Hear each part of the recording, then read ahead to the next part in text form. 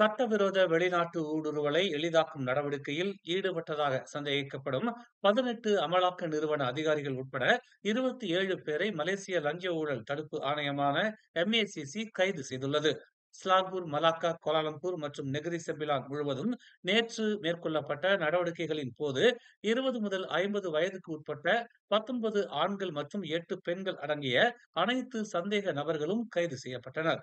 வெளிநாட்டினர் மலேசியாவிற்குள் நுழைவதற்கு வசதியாக லஞ்சம் கொடுத்ததாகவும் பெற்றதாகவும் சந்தேகிக்கப்படுகிறது. இந்த நடவடிக்கையின் போது நகைகள், தங்க கட்டிகள், வாகனங்கள், மோட்டார் சைக்கிள்கள், கைப்பைகள், கை கடிகாரங்கள் மற்றும் தொலைத்தொடர்பு சாதனங்களுடன் 2 லட்சம் ரிங்கிட்டுக்கும் அதிகமான பணத்தை MACC பறிமுதல் செய்துள்ளது. மொத்தம் 10 லட்சம் ரிங்கிட்டுக்கும் அதிகமான மதிப்புள்ள 34 தனிநபர் கணக்குகள் மற்றும் 6 நிறுவன கணக்குகளை உள்ளடக்கிய 40 வங்கி கணக்குகளையும் ஆணையம் முடக்கியது. கைது செய்யப்பட்ட நபர்களில் 5 நிறுவன உரிமையாளர்கள், ஒரு நிறுவன மேலாளர் மற்றும் 18 அமலாக்க அதிகாரிகளுடன் 3 பொதுமக்களும் அடங்குவர் என்று தெரிவிக்கப்பட்டுள்ளது. சராவா Shibu Kampung Chiang Chiang Laud ஆற்றில் குளித்துக் கொண்டிருக்கும் போது முதலையால் கொல்லப்பட்டிருக்கலாம் என்று நம்பப்படும் முதியவர் ஒருவரின் தலை மீட்கப்பட்டுள்ளது.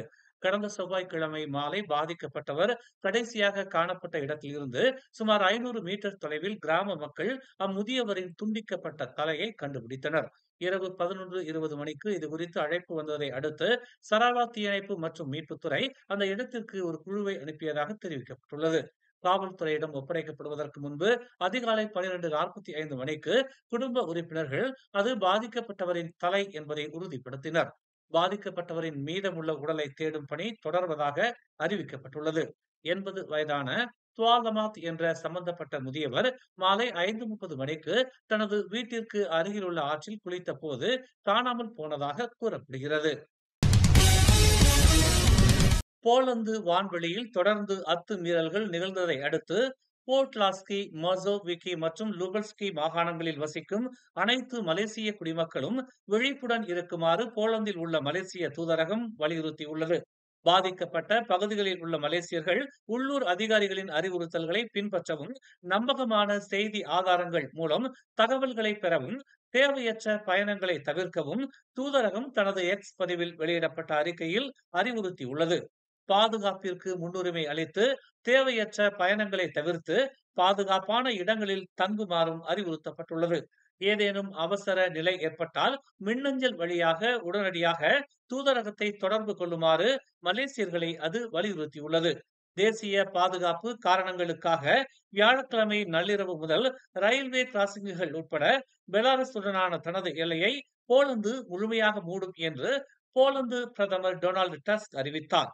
இந்த நடவடிக்கை அனைத்து எல்லை கடப்புகளையும் பாதிக்கும் என்று போலந்து பத்திரிகை தெரிவித்துள்ளது. பாஸ் தனது 71வது முக்தாமரை இன்று தொடங்க தயாராகி வரும் நிலையில் அதன் கூட்டணி கட்சியான பெர்சாத்துவில் காணப்படும் வெளிப்படையான பதற்றத்தை கருத்தில் கொண்டு 16வது பொதுத் தேர்தலுக்கான பரிகாத்தான் நேஷனலின் பிரதமர் வேட்பாளர் விவகாரம் மையமாக மாறும் என்று அரசியல் ஆய்வாளரும் இல்ஹாம் மையத்தின் நிர்வாக இயக்குநருமான இசாமுடீன் பக்கார் குறிப்பிட்டுள்ளார்.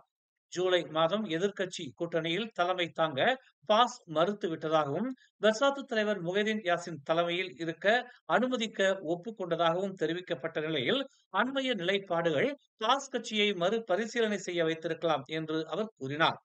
முன்னாள் பிரதமரான முகைதீன் கடந்த வாரம் பெர்சாத்துவின் வருடாந்திர பொதுக்கூட்டத்தில் பிரதமர் வேட்பாளராக அறிவிக்கப்பட்டார். சனிக்கிழமை பெர்சாத்து பொதுக்குழுவில் அவர் ஆற்றிய உரையில் சிலர் தன்னை பதவி நீக்கம் செய்யும் முயற்சியில் கையெழுத்துக்களை சேகரித்து வருவதாக கூறினார். பின்னர் ஒரு சலசலப்பு வெடித்தது. முகைதீனுக்கு ஆதரவாக கோஷங்கள் எழுந்தன. இப்போது பாஸ் கட்சி பிரதமர் வேட்பாளராக வேறொரு தலைவரை அறிவிக்க விரும்புவதாக ஊகங்கள் பரவி வருகின்றன. ஆனால் பெர்சாத்து முகைதீன் தான் கட்சியின் தேர்வு என்று உறுதிப்படுத்தியுள்ளது. முகைதீன் தான் பிரதமர் வேட்பாளரா, இல்லை அவர் தவிர்க்கப்படுவாரா என்பது பாஸ் கட்சியின் கூட்டத்தில் தான் தெரியவரும் என்கிற நிலையில் பரபரப்போடு காத்திருக்கின்றனர் பரிகாத்தானின் பங்காளிகள்.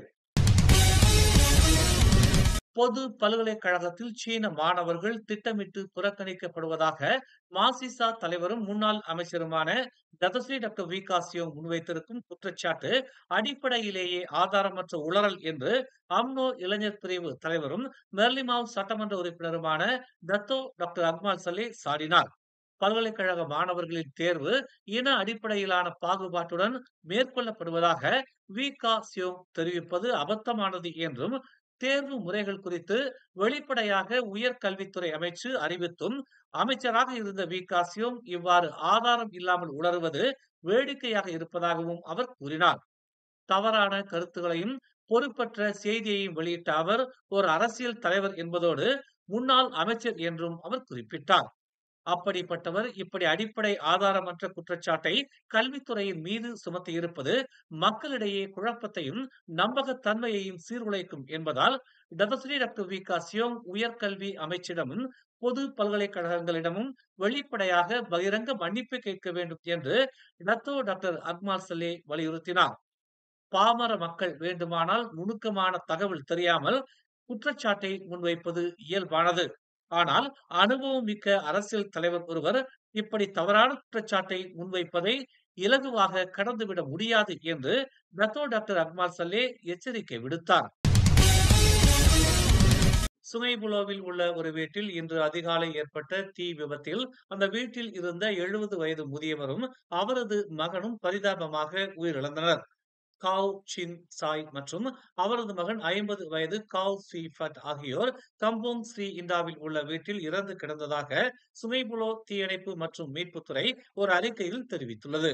தீ விபத்து குறித்து நள்ளிரவு 12:50 மணிக்கு தகவல் கிடைத்ததாகவும் அதிகாலை 3:40 மணிக்குள் வீடு 80 விழுக்காடு எரிந்த நிலையில் தீயை அணைத்ததாகவும் அத்துறை தெரிவித்துள்ளது.